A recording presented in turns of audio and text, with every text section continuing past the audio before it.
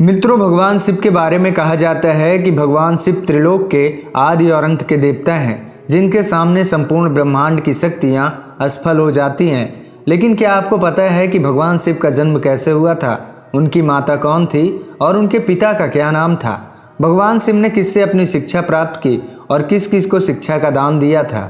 अगर नहीं जानते तो आइए इन सभी सवालों का जवाब आज की इस वीडियो के माध्यम से जानते हैं।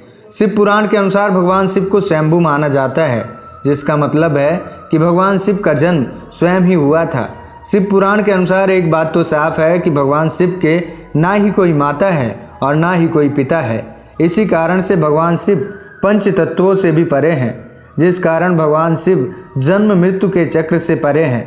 वहीं अगर बात करें विष्णु पुराण के अनुसार तो भगवान विष्णु के माथे से निकलने वाले तेज से भगवान शिव की उत्पत्ति हुई थी और नाभि से निकलने वाले तेज से कमल पुष्प में विराजमान भगवान ब्रह्मा की उत्पत्ति हुई थी। मगर वहीं दूसरी ओर शिव पुराण में भगवान विष्णु के जन्म के विषय में बताया गया है कि एक बार की बात है, भगवान शिव अपने घुटने मल रहे थे और उनके घुटने से निकलने वाले मैल से भगवान विष्णु की उत्पत्ति हुई। पर अगर ऐसा हुआ है तो शिव पुराण और विष्णु पुराण एक दूसरे से बिल्कुल अलग हैं। इन कथाओं के अलावा भगवान शिव के जन्म को लेकर एक कथा और भी काफ़ी प्रचलित है। एक बार की बात है जब भगवान विष्णु और भगवान ब्रह्मा जी के बीच एक बहस छिड़ गई कि आखिर इस संपूर्ण ब्रह्मांड में सबसे महान कौन है।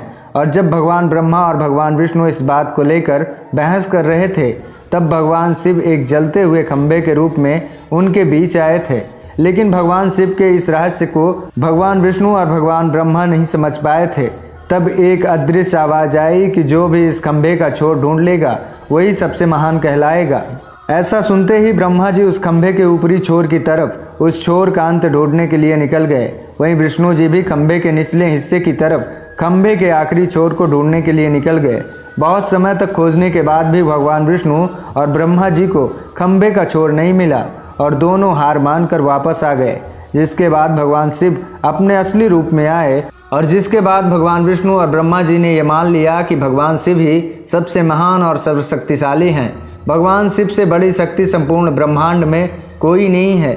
इसके साथ ही शिव पुराण में बताया गया खंभा इस बात को दर्शाता है कि ना ही भगवान शिव का कोई आदि है और ना ही उनका कोई अंत है।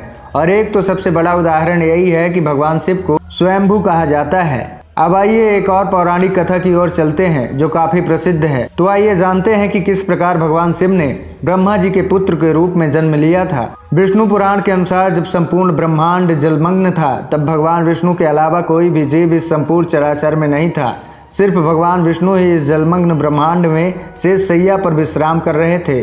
तब विष्णु जी के नाभि से ब्रह्मा जी कमल पुष्प में विराजमान होकर प्रकट हुए और जब भगवान विष्णु और ब्रह्मा जी इस ब्रह्मांड से संबंधित बातें कर रहे थे, तब भगवान शिव प्रकट हुए, जिसके पश्चात ब्रह्मा जी ने उन्हें पहचानने से इनकार कर दिया, जिस कारण भगवान शिव रूठ गए।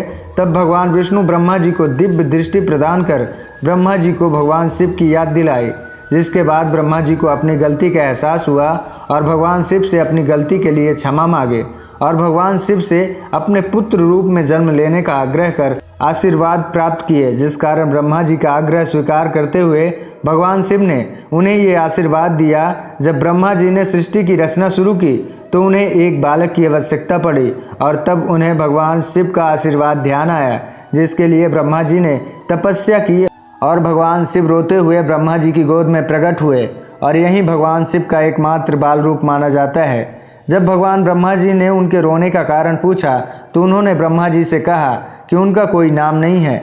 तब भगवान ब्रह्मा जी ने उनका नाम रुद्र रख दिया, जिसका मतलब होता है रोने वाला। लेकिन इसके बावजूद भी भगवान शिव चुप नहीं हुए और ब्रह्मा जी ने भगवान शिव को चुप कराने के लिए 108 नाम दिए, जो रुद्र, सर्व, भाव, उग्र, भीम, पशुपत, ईशान, महादेव जैसे 108 नाम थे। वहीं शिव पुराण के अनुसार उनके ये नाम पृथ्वी पर लिखे गए थे। वहीं अगर बात करें देवी महापुराण की, तो देवी महापुराण में भगवान शिव के माता पिता के बारे में बताया गया है। देवी महापुराण पौराणिक कथा के अनुसार जब एक बार नारद जी ने ब्रह्मा जी से पूछा कि सृष्टि का निर्माण किसने किया है और भगवान शिव, भगवान विष्णु और आपके माता पिता कौन हैं, तब ब्रह्मा जी ने नारद जी को त्रिदेवों के जन्म के बारे में बताया। ब्रह्मा जी ने नारद जी से कहा कि देवी आदि शक्ति दुर्गा और ब्रह्म स्वरूप सदाशिव के योग से ब्रह्मा, विष्णु और महेश की उत्पत्ति हुई है।